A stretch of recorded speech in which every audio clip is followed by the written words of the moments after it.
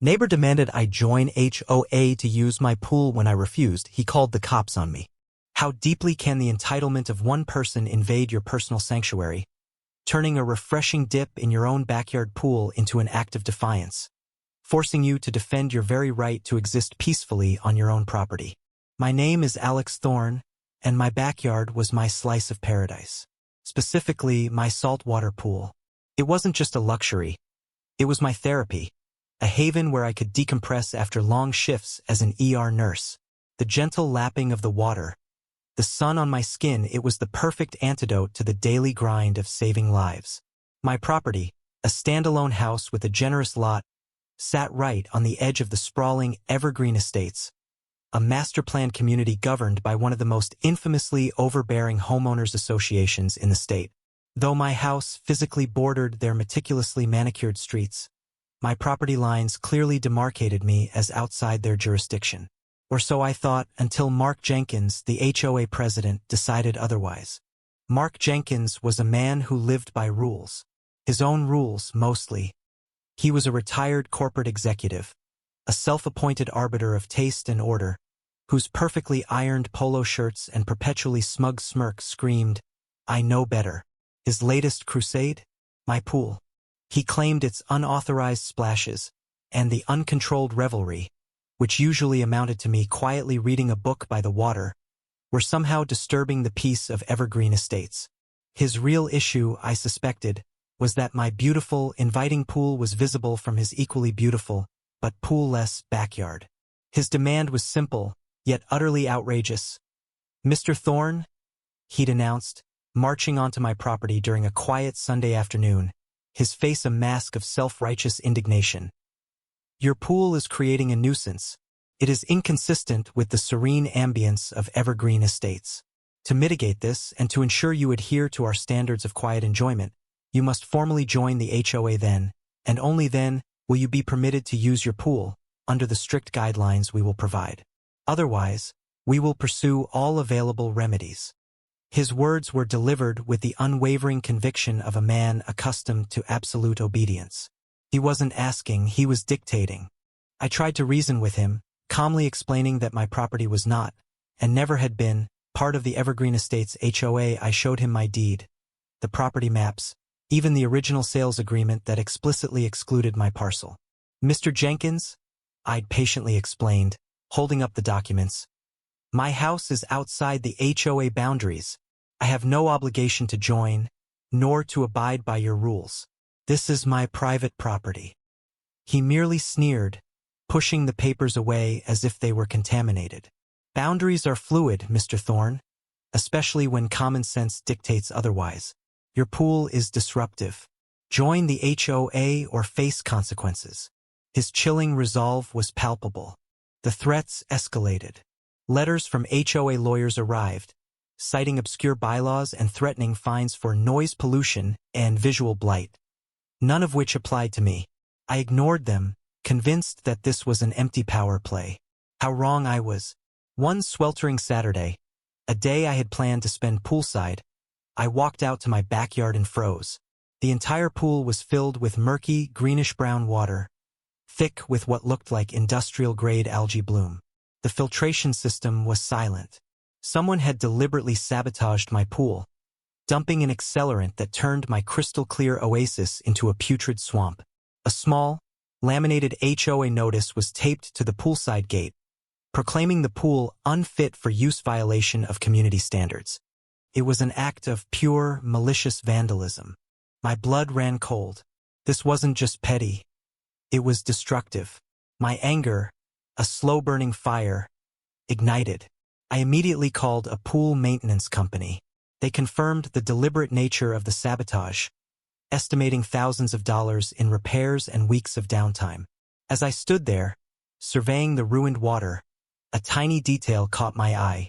Tucked beneath the rim of the pool, almost invisible against the blue tile, was a small, waterproof security camera. I'd installed it months ago to monitor for leaks, then forgotten about it. My heart hammered with a grim realization. It would have captured everything. Every single damning second. This wasn't just about my pool. It was about something far larger. Just last month, I had quietly started offering free hydrotherapy sessions for recovering patients at the local community clinic, particularly those with mobility issues and chronic pain. Many of these patients couldn't afford expensive private therapy. My pool, with its gentle slopes and warm water, was perfect. 3 times a week, after my shifts, I dedicated my time to helping them, seeing the genuine relief and progress in their eyes. Mark's deliberate act of vandalism didn't just ruin my weekend. It halted a vital, free community service for vulnerable individuals. It was an act of callous disregard that affected far more than just me. This wasn't just petty spite. It was an attack on public welfare.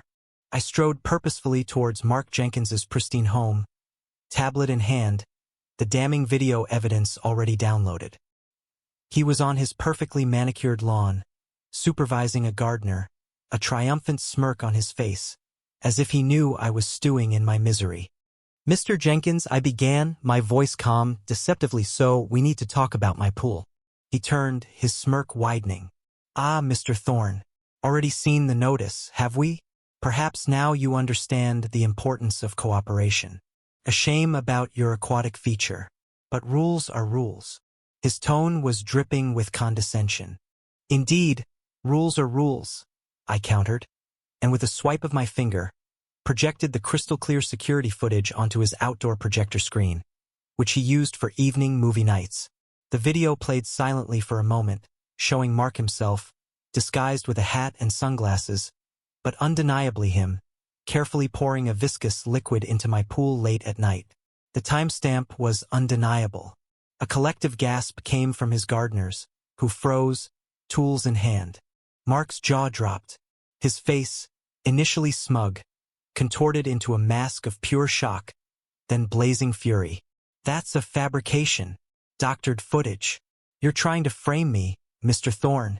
I'll have you arrested for harassment and defamation," he shrieked, pointing a trembling finger at me. He lunged towards the screen, as if to rip the image away, but stopped himself. His eyes darted wildly, searching for an escape. "Actually, Mr. Jenkins, it's not a fabrication," a calm, resonant voice announced. A sleek black car, an unmarked police vehicle, pulled silently into Mark's driveway. Out stepped Detective Miller, a no-nonsense officer known for his meticulous investigations. With him was Eleanor Vance, a senior reporter from the city's largest newspaper, her camera crew already filming. I had called Detective Miller as soon as I confirmed the sabotage and tipped off Eleanor, knowing she had been investigating a pattern of aggressive and potentially illegal tactics by HOA boards in the area, specifically those led by former corporate executives like Mark. "We received a tip, Mr. Jenkins," Detective Miller stated, his gaze fixed on Mark, "about a vandalism incident, and an HOA president who seems to believe he's above the law." Eleanor Vance, microphone in hand, stepped forward. "Mr. Jenkins, sources indicate you've been aggressively enforcing rules against non-HOA members, allegedly to coerce them into joining, expanding the HOA's financial base. Is it true you tried to force Mr. Thorne into the HOA so you could levy additional fees to fund your lavish community center expansion, which many residents believe is unnecessary?"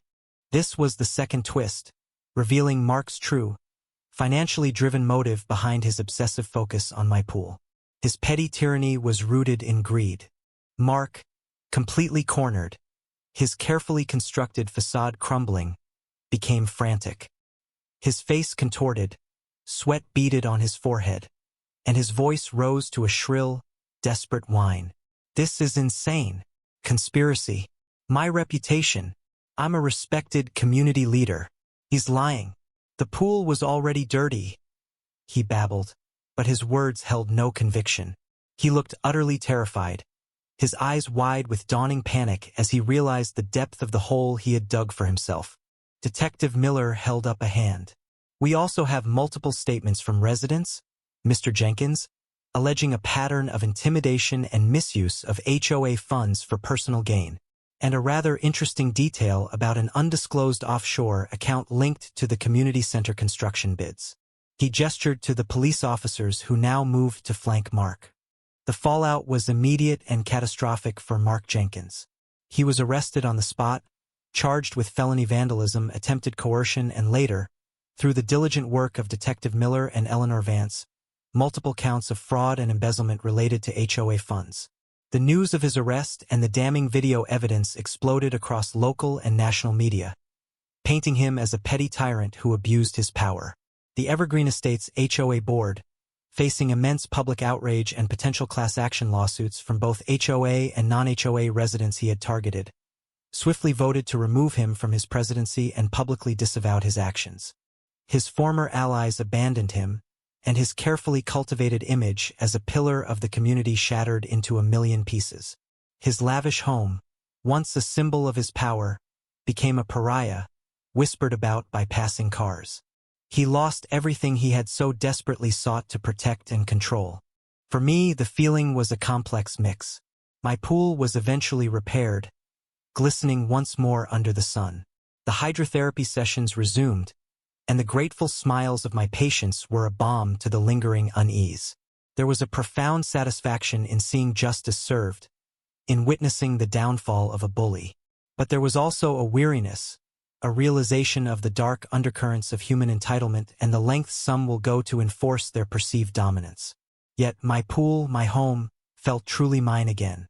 It became a symbol not just of relaxation, but of resilience.